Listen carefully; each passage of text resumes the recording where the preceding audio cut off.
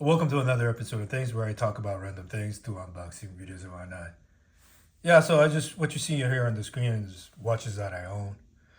Yeah, I didn't really collect watches for sake of collection, but just became collection kind of organically. And I just wanted to show you around what kind of watches I have. It's nothing expensive, nothing fancy or anything, but yeah, I thought it would be a fun kind of video. Yeah, let me just start off by this watch right here. It's a Gucci watch. As you can see, it's not an automatic watch, but it's a quartz watch. This is first kind of, you know, watch kind of this. I don't know. I don't want to put the word serious on it, but it's just proper kind of first watch that I got as an adult. This one I got early 2000s. My cousin was actually getting married, and my mom, she wanted us to, me and my brother, she wanted us to buy a suit for the wedding. And I said, I'm not going to wear a suit like anywhere other than this wedding. So why pay like $2,000 on a suit that I'm never going to wear? So I kind of persuaded her saying that, "Oh, why don't you get me a watch for that price?" And this is what I got.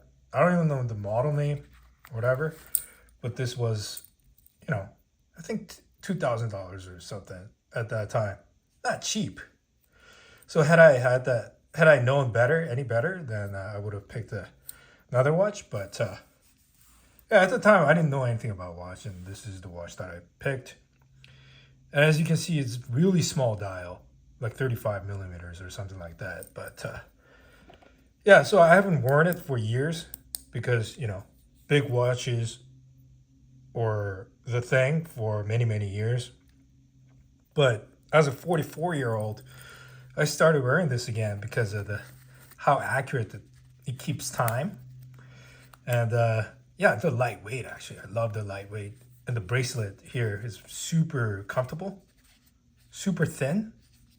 So yeah, I never wore it for years, but recently I got the battery replaced, and yeah, I've been wearing it, and yeah, it's still very small to the like today's standards, but it's when you go into the office, it's a pretty good watch to kind of put on your wrist.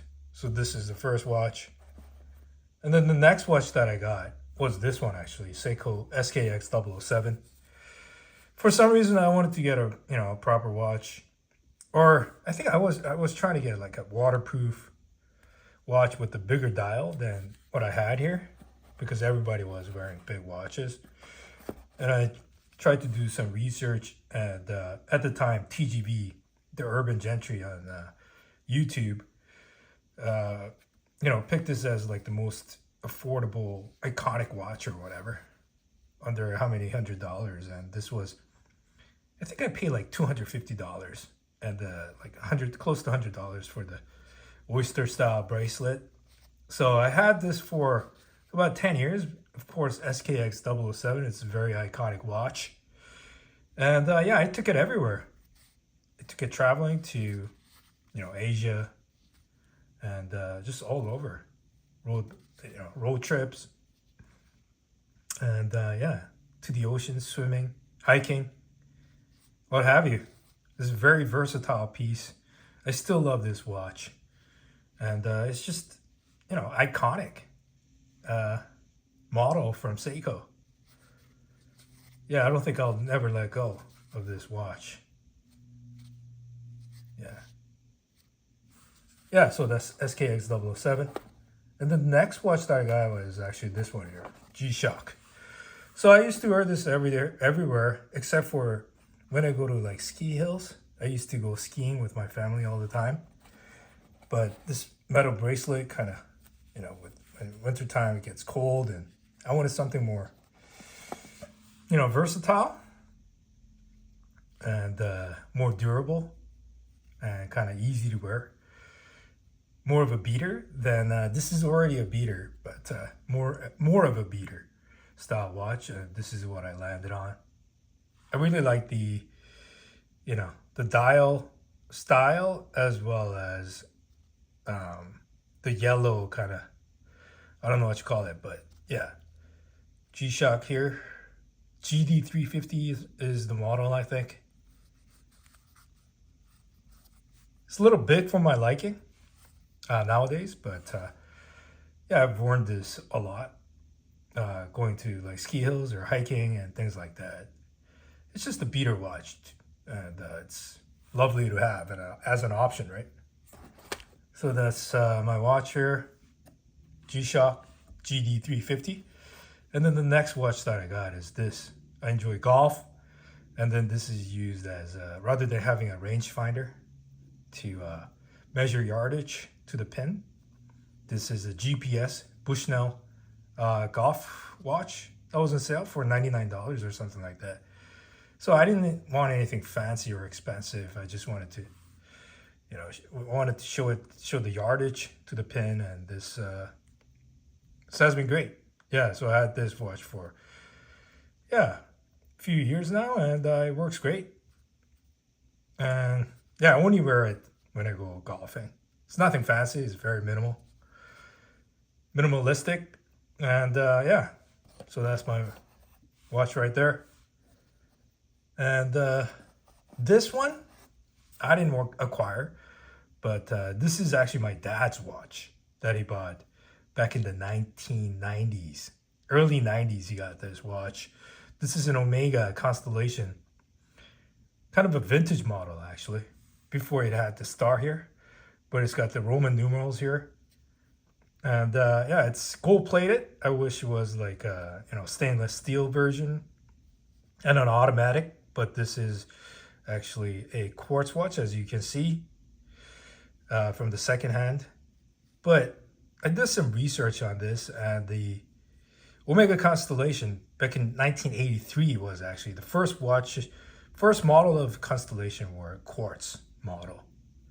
This is after the quartz revolution, and their first Constellation model lineup was quartz watch. So yeah, this is very special for me because, like I said, this was my dad's watch. And yeah, being quartz is actually better in a way that all you need to do is replace batteries, and it keeps perfect time still after how many years, how many decades. Keeps perfect time, and it's a beautiful watch. And there's a lot of history behind it. I'm probably going to do a separate video on this, but the design, I think her name was Didisheim or whatever, Carol Didisheim. She joined Omega 1980 or something like that, the year I was born. And 1983 was the first Constellation out of her design. And these claws are the iconic design cues from this Constellation model. And to this day, they have this claws that she actually got inspiration from frameless mirror on a friend's bathroom or something like that. So there's a really neat story behind this wonderful watch. Yeah, this one's very small dial as well. So I think around 35 millimeter dial, but I love wearing this watch because it's a vintage piece. It's my dad's watch. Represents the era when he bought it. Back in Korea, actually. And he was about my age right now. And yeah, it's a beautiful watch with a personal story behind. And then most recent purchase is this one. I just wanted to fill this box up, mostly. And I was thinking, okay, what can I get? I don't want to spend a lot of money. I want something practical. And when I'm walking my dog and stuff like that, I always wanted something on my wrist to tell time rather than reaching for my smartphone in my pocket. So I tried this out when I was walking the dog, but it's kind of bulky. And so I wanted something slimmer. So this is what I landed on. It's got a lot of history behind it.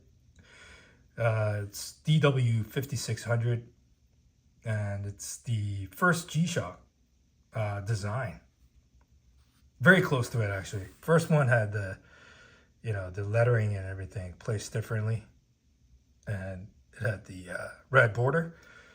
But this is very close to the first G-Shock ever released back in 1980s. Yeah. So here's my collection. Hope you guys liked the video. If you did, give it a thumbs up and leave comments and all of that. Thanks, bye.